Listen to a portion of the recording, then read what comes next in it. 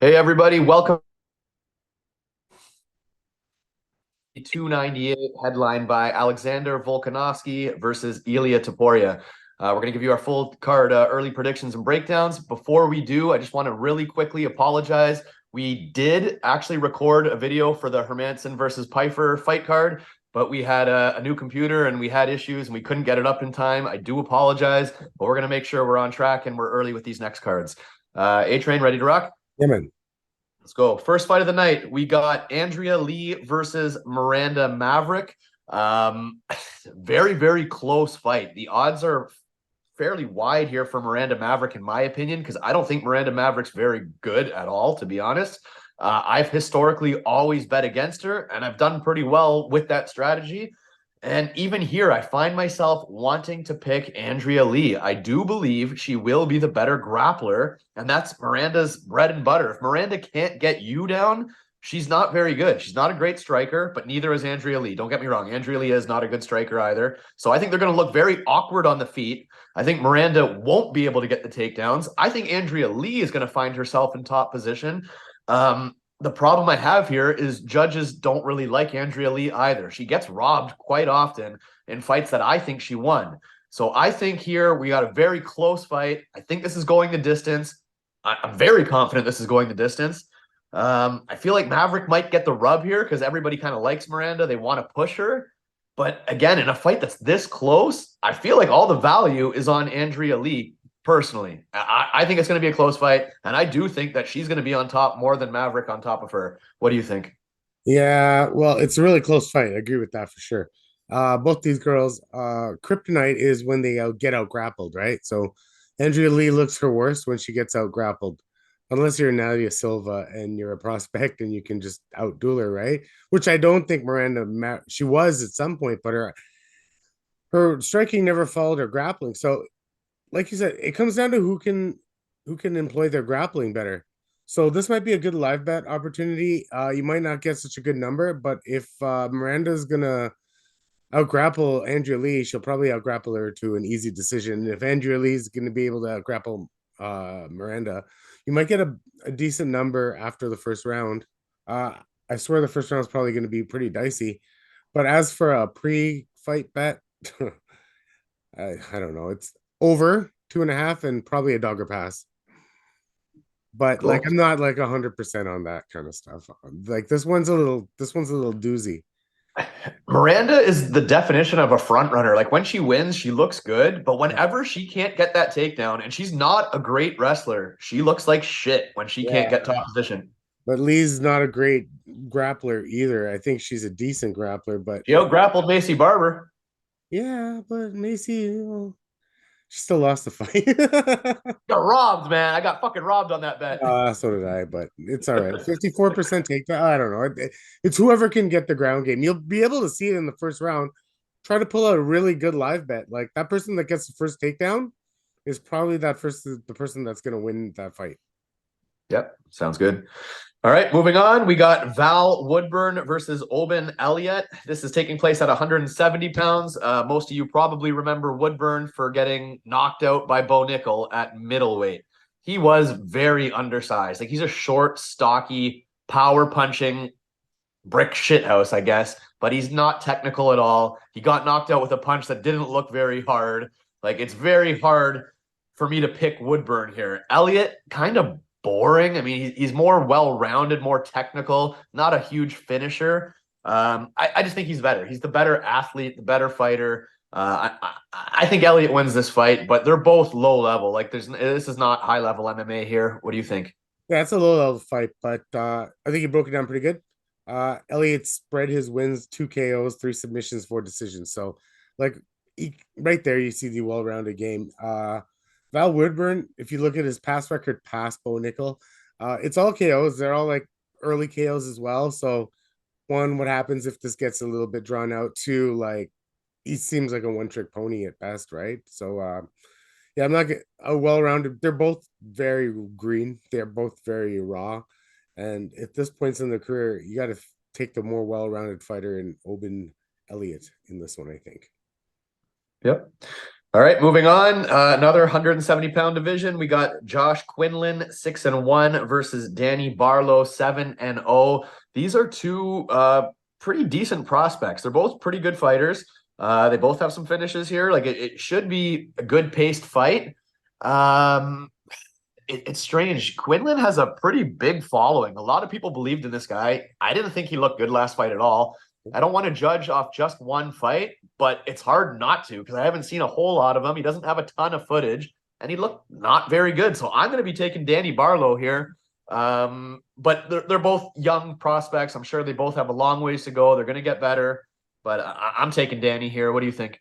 Well, Danny's also, I would say, the more flashier of the two.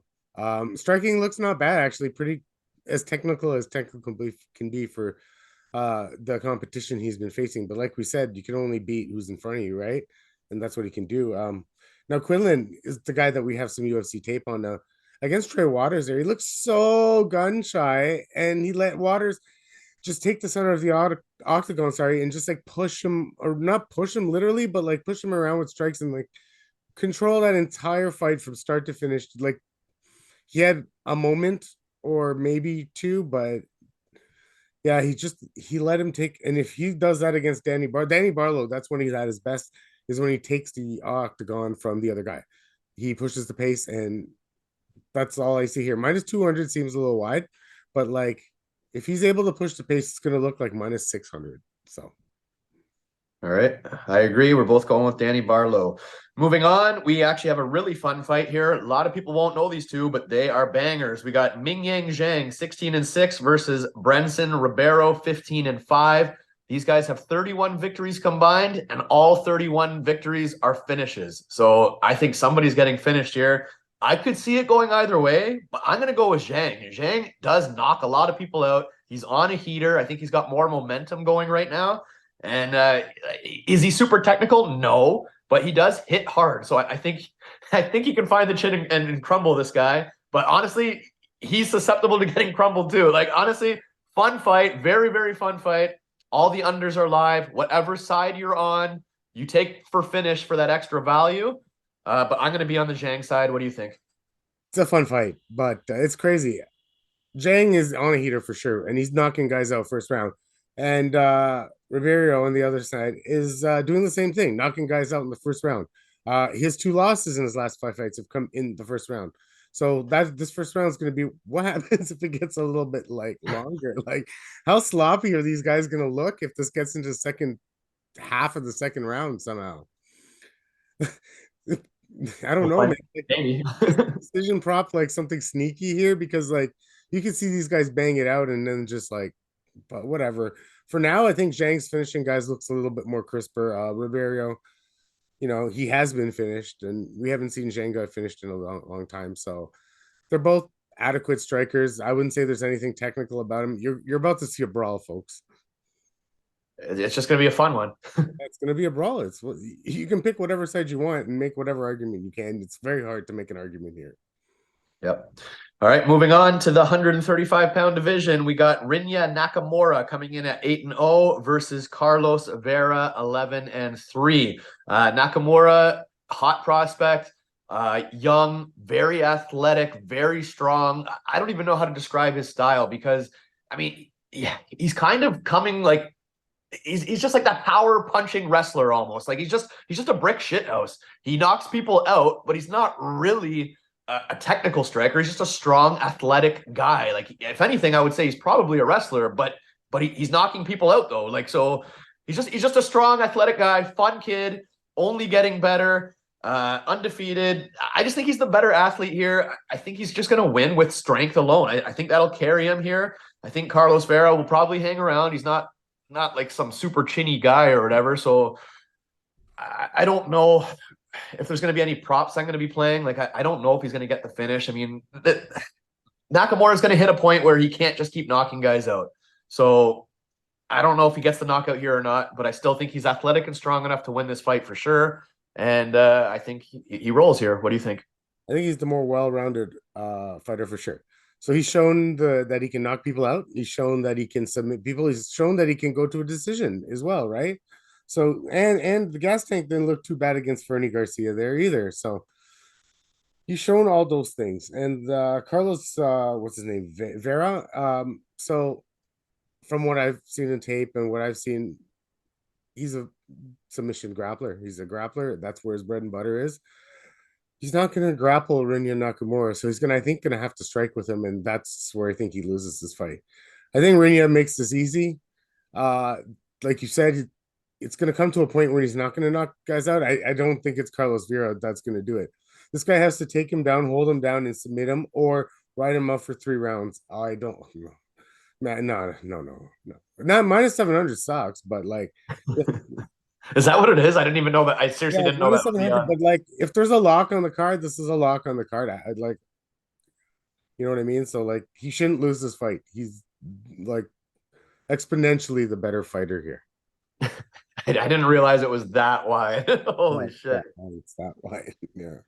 Yeah, no, I mean, he's a strong guy. He's not going to get out grappled here. He's going to win the fight. Yeah, I don't see anywhere that Vera can win like on the feet because the grappling, if you want to give him any like sort of like credit, like the grappling, okay, is a wash between the two. That's at best, right? But Not I the think, better. The problem is he won't get top position. yeah, exactly, right. I think he needs top position. Yeah, I don't see armbar from guard in no men's UFC. So No.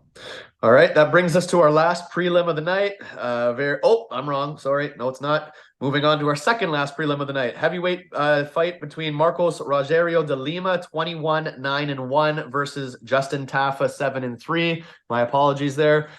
This is gonna be a great fight. This is a grappler versus a striker. It's as clear cut as that. If Marcos gets the takedown, he's going to submit Justin Tafa or finish him on the ground. And if he can't get that takedown quickly, he's going to get knocked out pretty quickly. Obviously, he's coming off that first round knockout loss to the Black Beast. So it's totally possible that Justin Tafa can replicate that, not with a flying knee. He's not going to do a jumping knee and knock this guy out. But if he can shove the takedown and throw a quick hook and knock him out, I could see that happening. Justin Tafa's wrestling takedown defense, I haven't seen a whole lot of it, so I'm not sure how I feel about this because I want to bet Justin Tafa here. I don't know why I want to bet him because everything says I shouldn't. He's a slob. He has no ground game. I shouldn't bet him, but I just feel like he can knock this guy out. I got to do more research on his takedown defense. Do you have any stats there or anything you know about his takedown defense? yeah, it's sitting at 100%.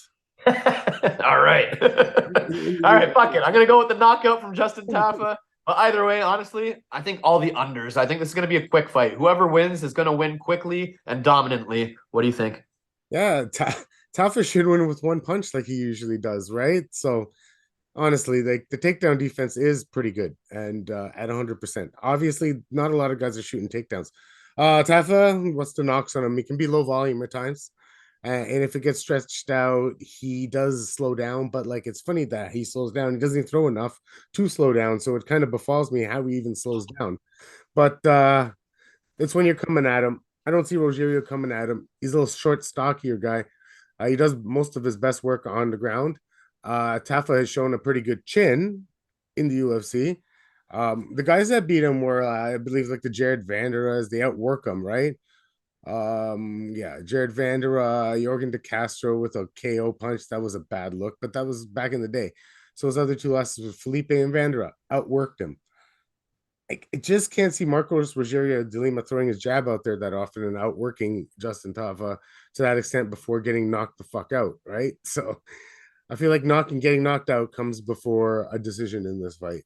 And Tafa only needs one because Rogerio, he is a smaller guy for this weight class, right? So I'm surprised you're on my side too. You're taking Tafa? yeah, I like Tafa. I do like Tafa. I actually like him by first round knockout, to be honest with you. I Well, don't no, that's how I feel like whoever wins, it's going to be first round.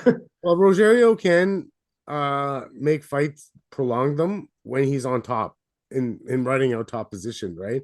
But that would make Tafa have to give up a takedown, which I don't think he'll give up a takedown. So this should play out on his feet, and this should play out rather shortly.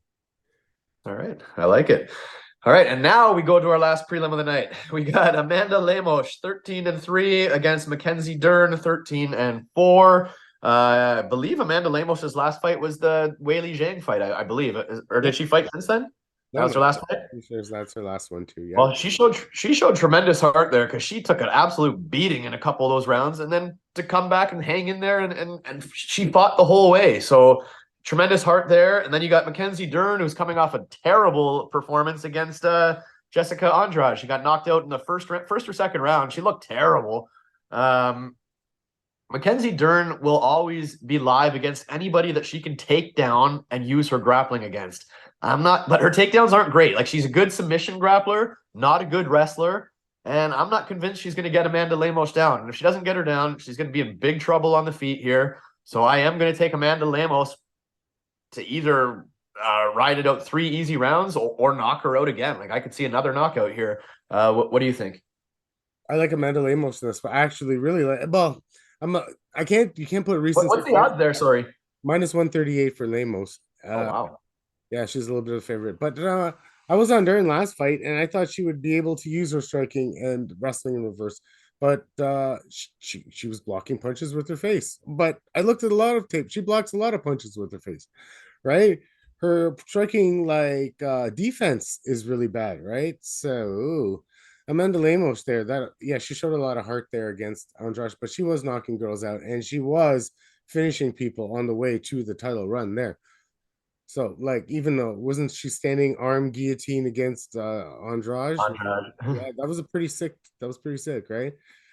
Now, you said it best. Mackenzie Dern's takedown accuracy is floating around 10-15%. She needs to fight on the ground to win, because I thought her striking was getting better, but she looked so sloppy in that last fight. It's like it took a turn backwards. And Amanda Lemos, by any means, does not have sloppy striking. Her striking is her best attribute. The ground game's not bad, and you have to have good wrestling to take her down.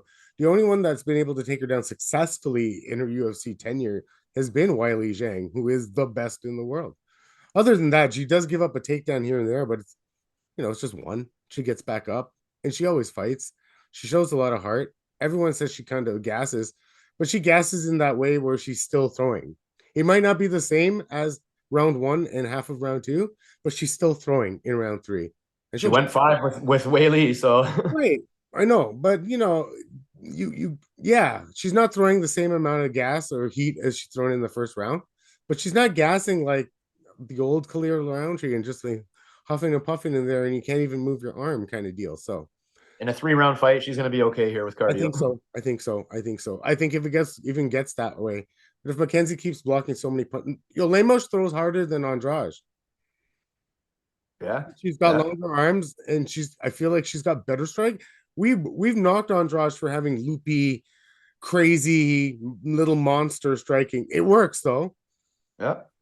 It's a Denise Gomez style. Yeah. So, but Lemos is a much taller, more cut fighter, and her striking is cut from a different cloth. So Mackenzie's too loopy and doesn't have the power to stop this fight. I don't think so. But truth be told, I thought you were going to say the odds were like -250. -138 seems like a steal to me. Yeah, it's women's MMA. I get it, and Mackenzie Dern has a name behind her, and but I don't think you get fooled on this fight. I think Amanda's also faced a better competition. And she's still Brazilian too. It's not like she's going to get tapped out if she gets taken down. I don't think she's going to get tapped. Exactly. And when have you ever seen Mackenzie shoot right away? She likes to stand there a bit, and then once she starts getting beat up on the feet, she shoots these shit ass takedowns and rarely gets them. Unless the girl slips on a banana peel, you should be okay. I agree 100%. All right, guys, that brings us to our main card. If you haven't already, please like and please subscribe. We appreciate it. Opening up the main card, we got Anthony Fluffy Hernandez 11-2 versus Roman Kopylov 12-2. This is a classic striker versus grappler again. Now, that's not saying that Anthony can't strike at all. He can, but he's not going to be able to outstrike Roman Kopylov. No chance. So I think your two scenarios here are Kopylov starches the guy, or Fluffy's showing a hell of a chin. He probably takes a little bit of a beating for a while, and then he finds some weird choke out of nowhere and taps Roman out. And that's a very live scenario as well. I think a lot of people are going to be on the Anthony submission. I think a lot of people are going to be on the Roman knockout. Usually I would choose the guy that I think is more durable and has more ways to win. Like Anthony can find that choke, but I'm riding this Roman Kopylov. I've been very impressed with his striking. I'm gonna hope that he can keep it on the feet and not get submitted. I'm gonna go with the striker here. But honestly, like I totally get it if you're on the other side. Tough fight to predict. What do you think? Man, are we on the same side for all the fucking dogs tonight? You're on Kopylov? Oh yeah. Oh, I thought you were the one that was on Fluffy. I thought. No, well, I looked into it a little bit, and Kopylov actually his takedown defense is in the UFC is sitting at 92%. So I was looking at the last three fights, Fluffy, a very, very good performances, don't get me wrong, and very dog-like performances, starting from the Rodolfo Vieira fight. But like he's been able to employ that ground game. 8 takedowns against Friend, 8 takedowns against Barrio, 6 takedowns against Shabazian. And if you remember all those fights, he was getting a little messed up at the beginning of all those fights too, right? Like, I don't think you can do that against Kopylov. No, Kopilov's a killer, man. Kopylov, I don't think you can give him that shot, right? So even that fight he lost to was it Duraev? Yeah, Duraev. He lost that fight to Duraev back in the couple fights back, right? I think it's a few fights back. Might have been his first fight in the UFC. Yeah, it was Roberson. That was a bad look. He knew he had to do something. Then he lost to Duraev. And he gave Duraev everything he could in that third round after Duraev, kind of gassed in the after taking him down. He was the only guy that was able to take him down that much. So if Hernandez can't take him down, I don't think he can strike with him. I don't think Hernandez is going to be able to take him down and hold him down. Maybe I'm wrong, but I think he keeps this upright. And as long as this is upright, I'm with you on this one. As long as this is in the striking realm, Hernandez is okay, but he's not. He doesn't have the striking that Roman has. So, yeah, I like Roman. I actually like tough. It's tough to say Roman by finish because Hernandez is a really tough guy. But we'll see when the odds drop what Roman by decision is. If it's a super high number, it's not out of the realm for Fluffy to get his ass beat, right? He's still gonna push those takedowns and he's gonna have And some. he's been a durable guy, so. He'll have some cage control. I see. I think, like, you know what I mean. But I think Kopylov is just gonna be the fresher of the two. All right, moving on. We have got Merab Dvalishvili, 16-4, versus the King of Cringe, Henry Cejudo, 16-3.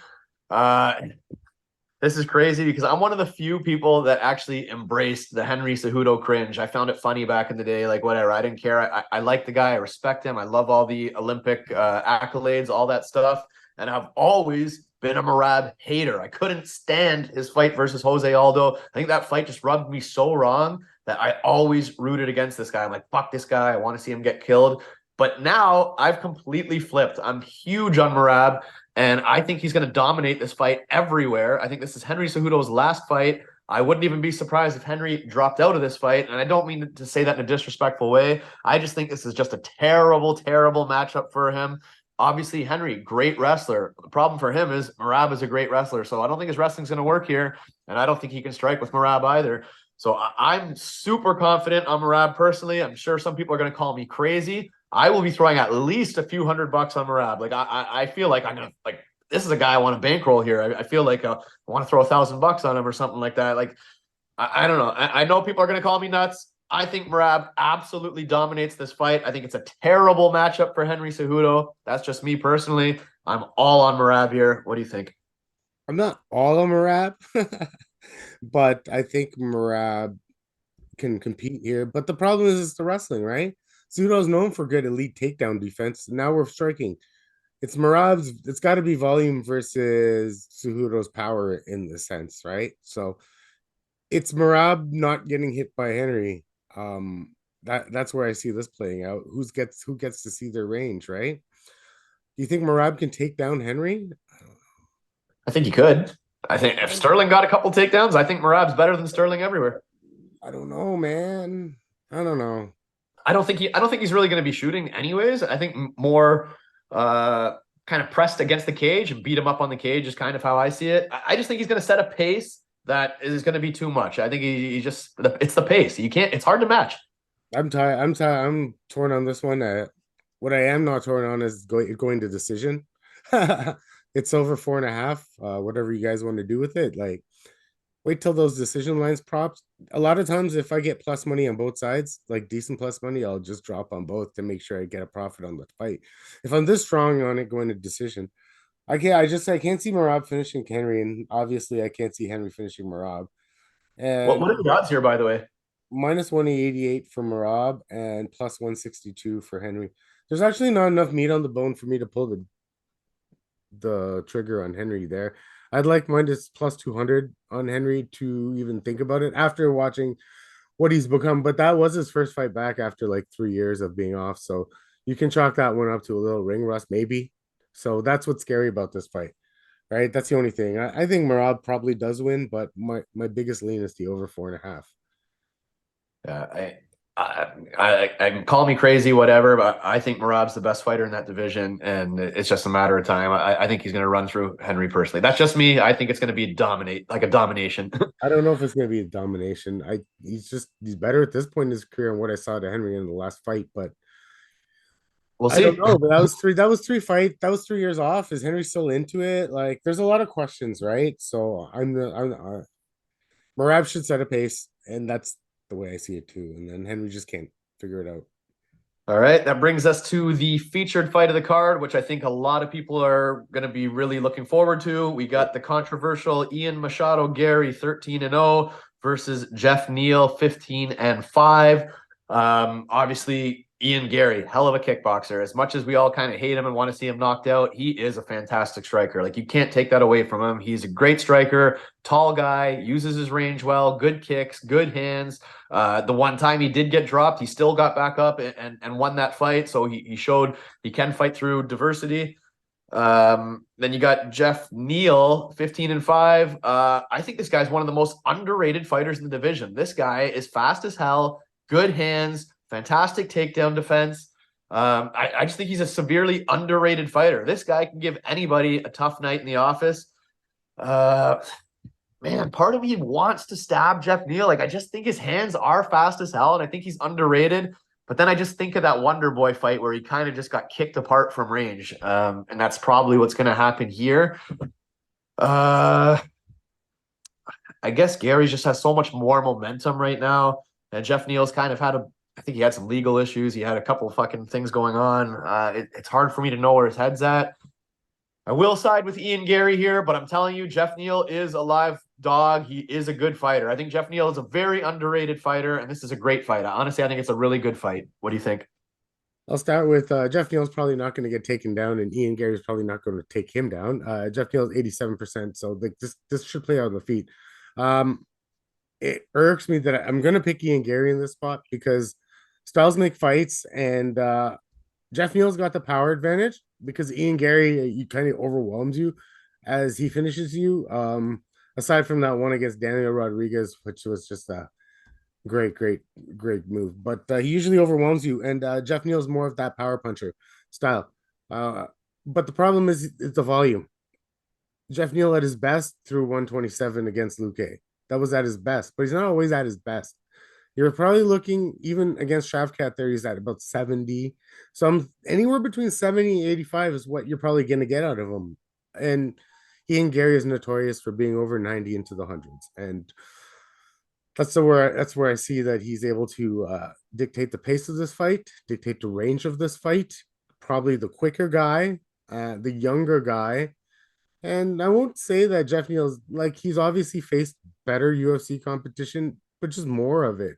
Like Ian Garry has started to face the better of the division lately. And again, you said the adversity, what we like to see in young fighters, even if it was against whatever his name, the Chinese guy, I think it was, I can't remember. Kenan Song. Yeah. So he got knocked down and he got up right away and was wits about him. And like, I hate him. So you hate to, but you're trying to be very level headed when you break these things down. So if this is not going to the ground, and this is a kickboxing match, all the measurables are in the Ian Garry side, and minus 250, I guess, is Ian Garry by decision is probably what's going to happen. I don't see him knocking out Jeff Neal.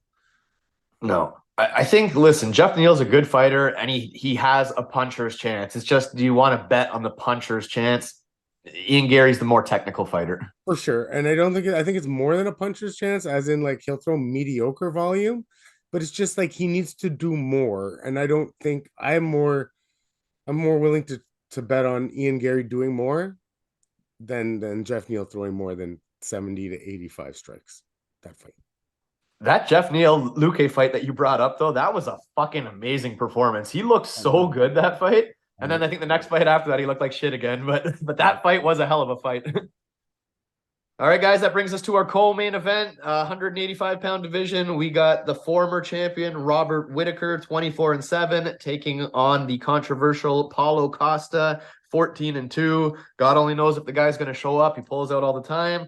I'm one of the few who like both guys. I like Paulo Costa. I think he's funny. Whatever. He doesn't rub me the wrong way. I kind of like him.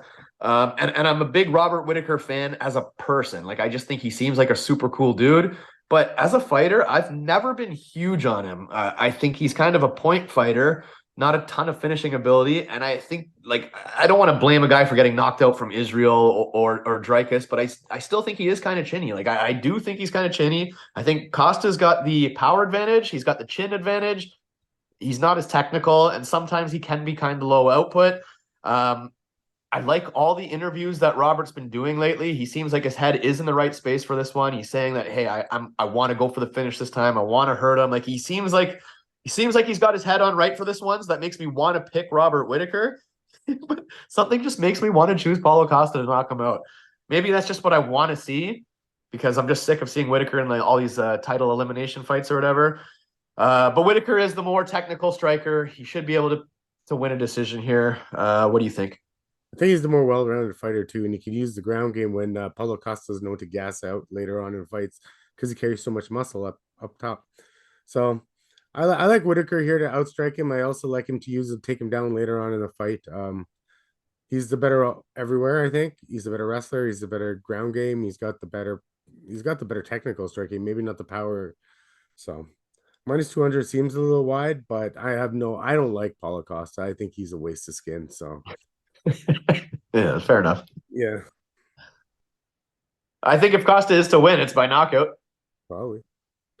That's how Robert loses. And if Robert wins, it's probably by decision. Yeah. All right. Well, that was a nice, quick to the point breakdown there for you. Yeah, man.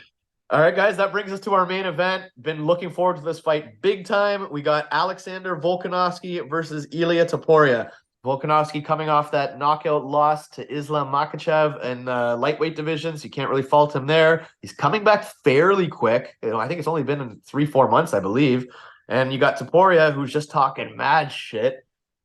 Seems like the biggest douchebag in the world, but I've said it a couple times in this video. It's fucking growing on me. Like, I don't know. Like, at first I was like, who is this guy? How is he saying all this shit? But it's growing on me, and I fucking believe it. Like, I love Volkanovski. I'll be happy as hell if Volkanovski puts on a vintage performance and wins this fight. But I can't help but think he's getting knocked out. I think Tupuria is going to be the real deal here. I think he's got great grappling, so I'm not really concerned about him getting taken down and out grappled. So that makes this play out on the feet. Yes, Volkanovski can absolutely win a decision, but something just tells me he's going to get clipped. Tupuria punches hard as hell. He's fast as hell. More momentum. Alex is getting older. 35 would be the oldest champion in this weight class they've ever had. They said a 35-year-old's never won this belt. So this is his, I don't know, he's trying to break the record here for oldest champion, and I just don't think it's going to work out for him. I'm going to be on the Tupuria side. I hope Volkanovski wins. What do you think?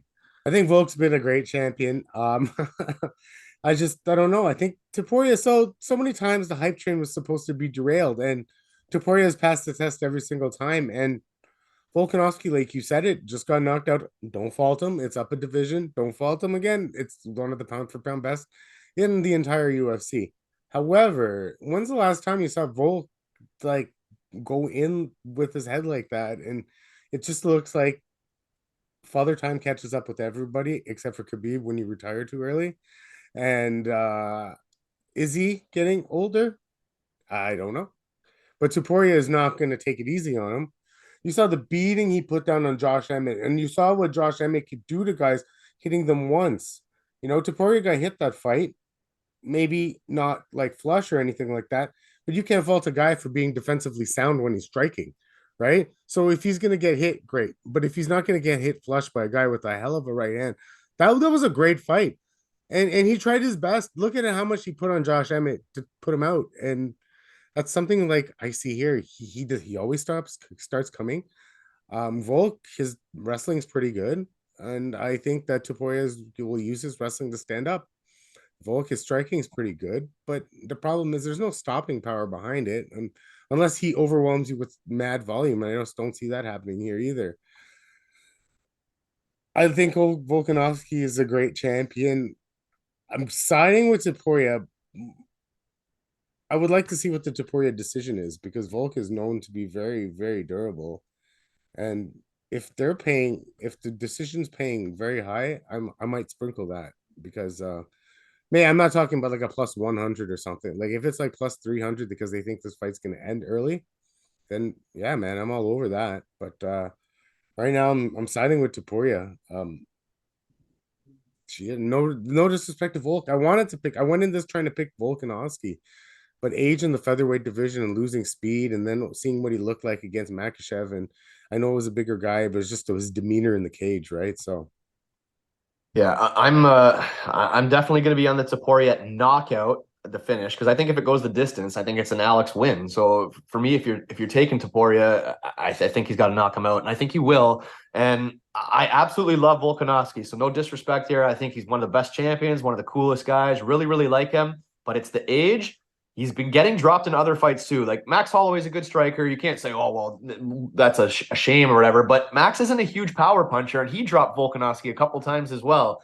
So Alex is hittable. Tupuria is young. He hits hard as fuck. Like I just think he's going to be too strong, too quick, too young, too hungry here. I think he can actually win a decision too, though. Like just because Alex puts no, I think he can put enough. He's shown in other fights that he can put up volume, right? And his volume's no disrespect, Alex. His volume's gonna look better than your volume, man. Whatever he does, it's gonna look more dynamic, right? And if it does get to the judges' scorecards, they that dynamic power punching sort of thing. And I know Taporia, he has slowed down in the bottom of fights. Maybe you can work him out. But remember that fight with the tall English guy, and he got dropped. Guy Herbert. By Herbert. Yes, yes, yes, yes. Again, that's my main thing, right? Adversity. What's a good champion made out of? Someone that can come back from that stuff. Irks me to say it about Ian Garry because I think his brash character has rubbed me the wrong way. But like you said, Elliott Taporia's brash character doesn't rub you the wrong way because he's not a dumbass. He plays like such a good heel. Like Yeah, but he's it's like a cool heel, as in it's a believable heel and shit. It's not fake. it's not like a dumb heel like a Colby Covington dumb heel or like Anyways, that's all I have to say about that. But He just seems like a stone cold dude, man. yeah, man. Well, it's going to be a great fight. I think the whole world's going to be rooting for Alex, but we'll see what happens. Unfortunately, Father Time catches up to everyone. We'll find out whether it's Saturday or not.